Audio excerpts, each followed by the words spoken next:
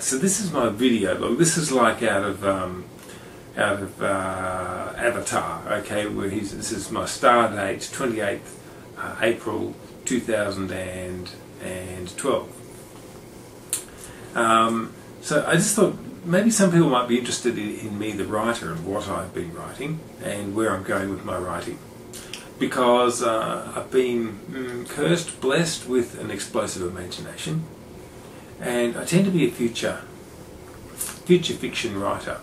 I also have a serious book, which we'll come to in time, and it preoccupies me because it's my super important book. You know, the other books are important because I love seeing people read it and go, "Ha, that's so cool," and come and see me about it. But in my journey started ultimately. I think I wrote a couple of very short stories, and then I wrote Pac-Man, which is a story of, is the limit of human evolution still human? Basically, it's the idea that you can take a hairnet type of thing, doesn't matter, and you make a little cut behind your ear, and instead of putting it over the outside of your head like they've got devices these days, it can sort of pick up what you're thinking in a simple sense.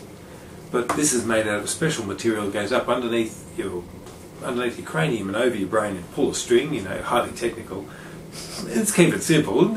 Pull a string and suddenly you're connected to a computer, and you are seamlessly connected to a computer, such that you can't really tell where you finish and where the computer begins. And you can imagine this would mean that the computers themselves are going to take on this exponential, I mean they're fast anyway, they're already exponentially growing, but they're going to have a whole different purpose in life. And into that world where everybody's connected, you know, you think, oh, quantum physics, oh yeah, that's what I remember, just like that. It's about all it would take. It's a kind of a matrix world in some ways, but taken in a different direction. I loved writing that, and it was well received by an agent. She said, I like it a lot, but it's a $100 million film. Who's going to take up a $100 million film with an unknown author? And she's right. And so I said, what should I do? She said, write a low-budget thriller. So I wrote one, and I called it Safe House, which of course it's been done now, it's a different story. But it was about a woman, it doesn't really matter what it's about.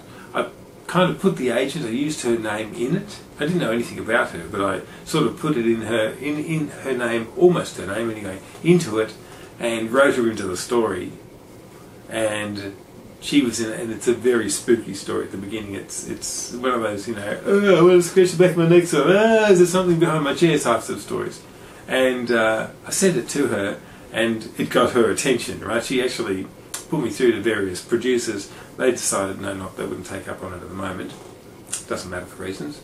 But, you know, either way, I knew that I don't know, mastered the sport, but I was well into being able to write stories that people want to read.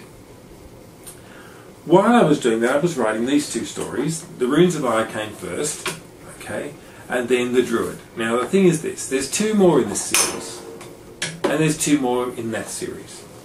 Okay, so ultimately it's going to be 6 books all up, and that's a lot of writing that I have to do.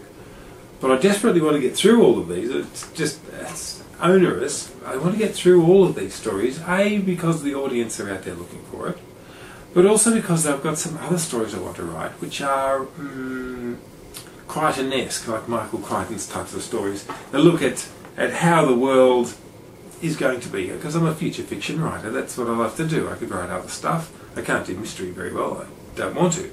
But I think future fiction is interesting if it's not too far in the future, if it could have happened just round the corner, you know, 3 houses up. So one of those, of course, is Carlyle's Mind. Carlyle's Mind is the story of a supercomputer. Oh, that's fun. Right on cover. Okay. 3, 2, 1. Yeah. You can cut that bit out if you want. I'll leave it in. I don't mind. It's a Crichton-esque story where there's a supercomputer that gains sentience, and they suddenly realise that the computer has been ordering parts for itself for years. Ordering parts for itself, sending memos to technicians and doing all sorts of things. Stuff's been happening in the background. It's been getting upgrades at its own rate for years, and it is like the ultimate computer.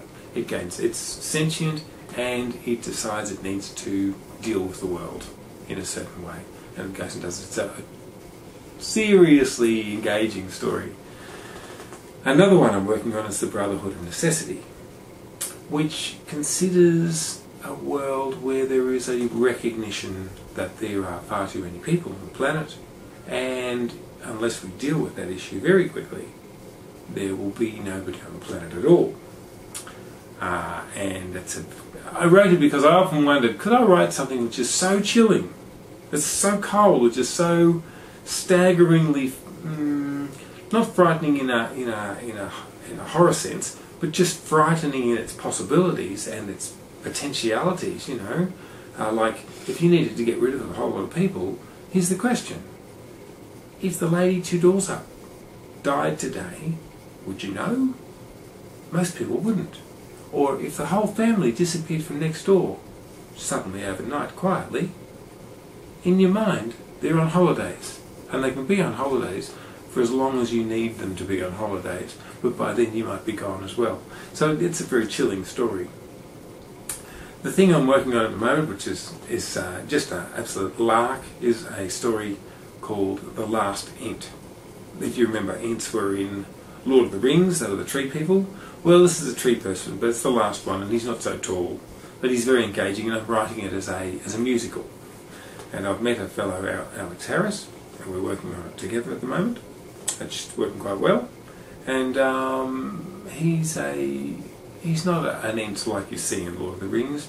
He's almost a thespian. He's very, very wild. You know, has very, very expansive movements, and he's very much engaged with the world. He finds the world fascinating, but it's not his world. And that's a bother, because one night there's a bassinet dropped on somebody's doorstep, and unless he does something about it, the strangeling, what is to him a strangeling, which is a baby to us, will be an iceling by the morning.